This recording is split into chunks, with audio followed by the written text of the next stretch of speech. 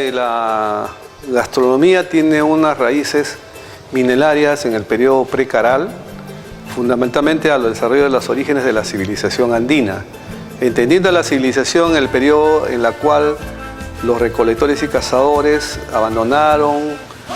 el recorrido de la recolección de frutos y se ubicaron en esta zona del Valle de Fortaleza y Pativilca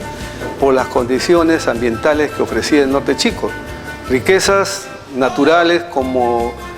la afluencia del río Pativilca, que tiene agua todo el año, y el río Fortaleza, que tiene una particularidad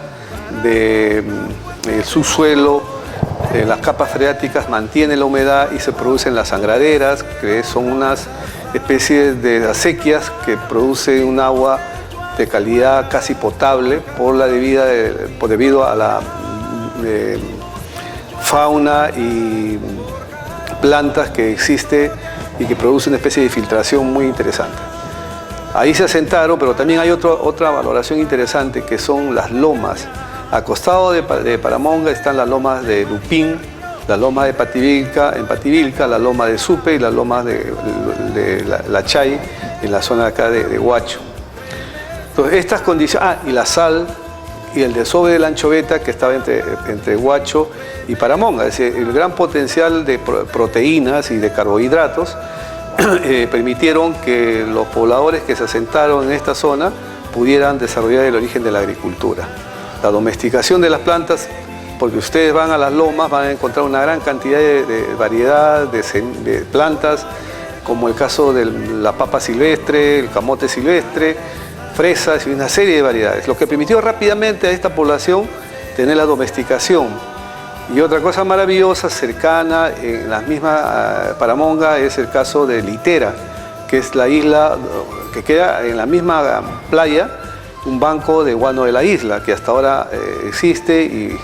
se cosecha el guano de la isla. Lo que permitió este ensayo-error de establecer esa conexión para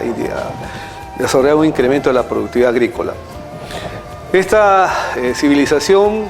data desde 5.720 años, el periodo de la pirámide de Porvenir, más antigua que Saqqara, porque Saqqara está en Egipto,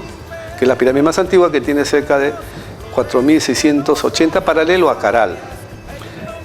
Lo curioso en estas investigaciones es que esta civilización que se desarrolló a partir del Valle de Fortaleza y Pativilca, que se extendió el Norte Chico, se extendió todo el Norte Chico, es que no han tenido armas físicas. Es decir, no se ha encontrado ni fortalezas explícitas con muros que dividan a la defensa de sus territorios, ni tampoco se han encontrado armas físicas por un periodo de 1.200 años. Lo que sí se ha encontrado con las investigaciones de la Universidad Cayetana Heredia y el Museo Field de los Estados Unidos es la evidencia fáctica totalmente, digamos, irrefutable desde mi punto de vista, es los análisis con coprolitos, es decir, heces de la persona, donde dan la evidencia que hay el 70% del maíz, el 70% del consumo de estas personas será el maíz. El segundo consumo masivo de la dieta, estamos hablando de la dieta, es el camote. Y tercero son las lúcumas, pacaes, los pepinos. Y la anchoveta que estaban consumiendo una anchoveta o 2 anchovetas por persona. Ese es el análisis que determina que obviamente la dieta masiva de esta civilización Paramonga precaral y que se extendió por el Norte Chico fue evidentemente una dieta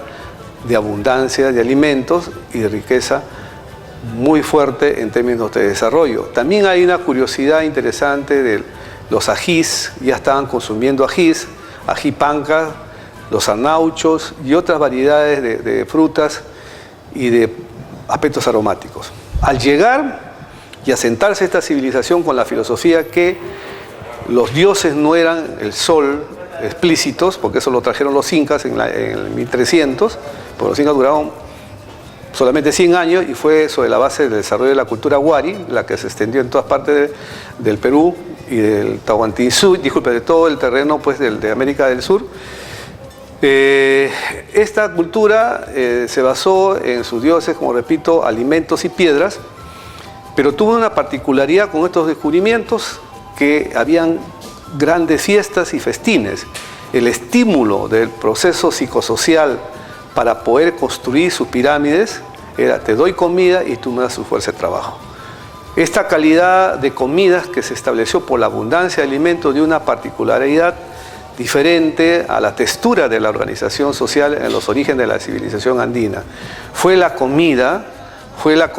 la abundancia de comida y la riqueza de los aromas y sabores de las comidas, en la que determinó un gran prestigio en el mundo andino hace 5.000 años. Y produjo un impacto interesante por miles de años de peregrinaciones a estos sectores provenientes de esta zona de Ancash y de toda la costa central y hasta de la selva. De tal manera que durante más de 1200 años intercambiaban transversalmente sus alimentos y sus ofrendas eran alimentos. Y el fenómeno que sucede son dos. Una es que esta zona es rica en términos de las microcuencas o las quebradas, que tenían los climas adecuados como para poder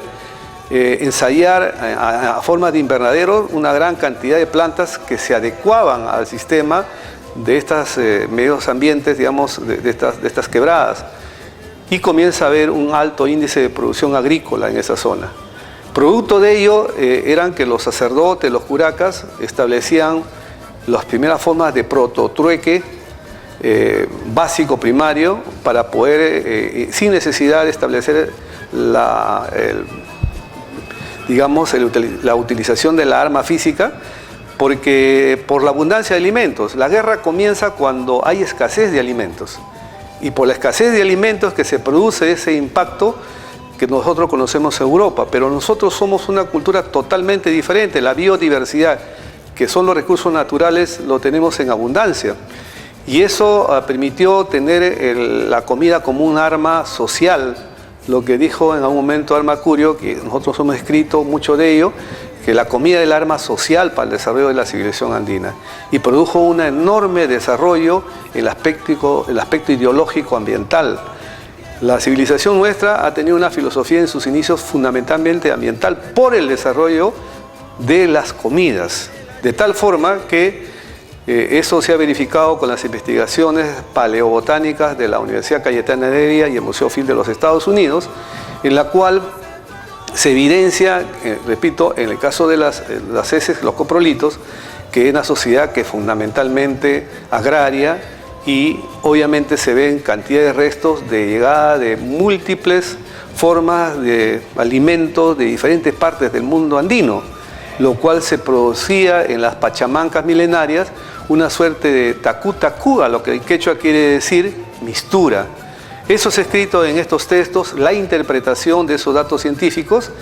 y se corrobora con los manuscritos del año 1617, que por primera vez se registra la palabra bichama. Bichama en realidad es un concepto ambiental relacionado a la abundancia de alimentos. Pachacama es su hermano mayor en la mitología y está relacionado a los temblores, a la noche y a esos procesos cíclicos que se desarrollaban durante 5.000 años. Los centros de coerción, los centros de